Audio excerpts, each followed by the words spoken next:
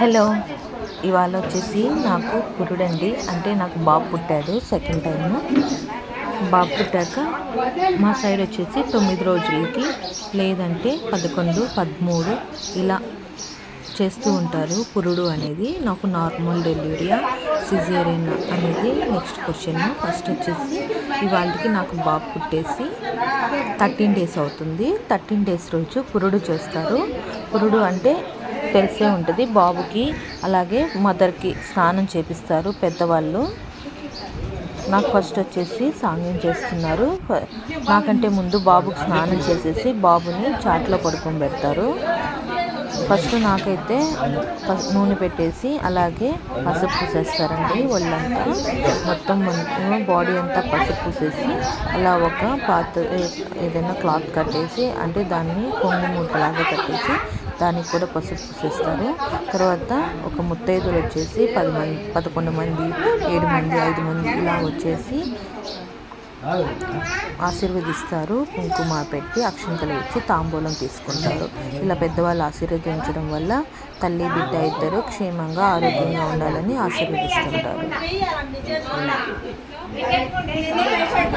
అలాగే బాబుకి కూడా స్నానం చేపిస్తారు.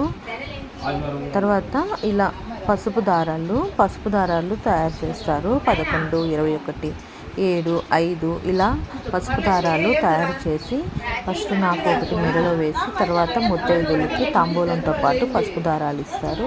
అవి నేనైనా వాళ్ళకి వేయాలి, లేదంటే వాళ్ళైనా వేసేసుకుంటారు. తలా ఒకటి అలా వేసుకోవడం వల్ల వీళ్ళు పురుడు చేసుకొని వచ్చారు, పురుడు ఇంటికి వెళ్ళారు అని అనుకుంటారంట. అలా అది సాంగ్యము. మీ సైడు మీరు ఎలా పురుడు చేసుకుంటారు ఏంటి అనేది నాకు కామెంట్ చేయండి. ఇప్పుడు చూసారా, ఇలా నేను ప్రతి ఒక్కరికి తాంబూలం అనేది ఇస్తున్నాను.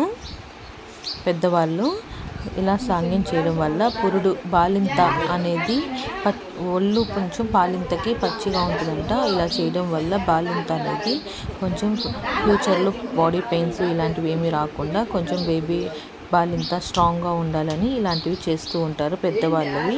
ఇప్పుడు ఈ రోజుల్లో చేస్తున్నారో లేదో తెలియదు, కానీ ఇలా చేయడం వల్ల ఇద్దరు క్షేమంగా ఆరోగ్యంగా ఉంటారని పెద్దవాళ్ళ ఆచార్యము. ఇది ఎప్పటి నుంచో వస్తున్నది. ఇది చేసుకోవడం వల్ల ఇద్దరు కూడా క్షేమంగా ఉంటారు. ఇలా చేసి తర్వాత ఇప్పుడు నాకు స్నానం చేపిస్తారు. మనం స్నానం చేసేటప్పుడు నీళ్ళల్లో వచ్చేసి కొంచెం పసుపు వేపాకు వేసి స్నానం చేపిస్తారు. ఆ నీళ్ళు వచ్చేసి బాగా వేడిగా ఉన్నవే మనకి స్నానం చేపిస్తారు. ఇప్పుడు వచ్చేసి చూడండి, ఇలా వరుసగా వచ్చి అందరూ నన్ను ఆశీర్వదిస్తూ వెళ్తున్నారు, ఒకరి తర్వాత ఒకరు. ఇప్పుడు లాస్ట్లో వచ్చేసి తమలపాకులు ఆకు ఒక్క తీసుకొని అలాగే వేపాకు తీసుకొని క్షేమంగా ఉండాలి, స్నేహంగా స్నానం చేసి బయటకు రావాలి, ఎటువంటి ఆరోగ్య సమస్యలు రాకుండా ఉండాలి అని ఆశీర్వదించి నన్ను ఇప్పుడు స్నానానికి తీసుకువెళ్తున్నారు. అలాగే ఒక్కాకు నవ్వులిపిస్తారండి. ఒక్కాకు వచ్చేసి ఎర్రగా పండాలంట, నోటి నిండా వేసుకొని అలా పండితే మంచిదని నమ్ముతారు. ఇప్పుడు బాబుని తీసుకొచ్చి బియ్యంను చాటలో పోసి చాటలో పడుకొని పెడతారు. బియ్యం మీద ఓం అని రాసి పడుకొని పెడతారు. అంటే బ్రహ్మదేవుడు మనల్ని పుట్టి చాటలో పడినప్పుడే మన జీవితాన్ని రాస్తారంటారు. అందుకని అది నమ్ముతూ ఈ సాంగ్యం చేస్తారు. సెకండ్ పార్ట్ వచ్చేసి ఇంకొక వీడియోలో ఉంటుంది, చూసేయండి.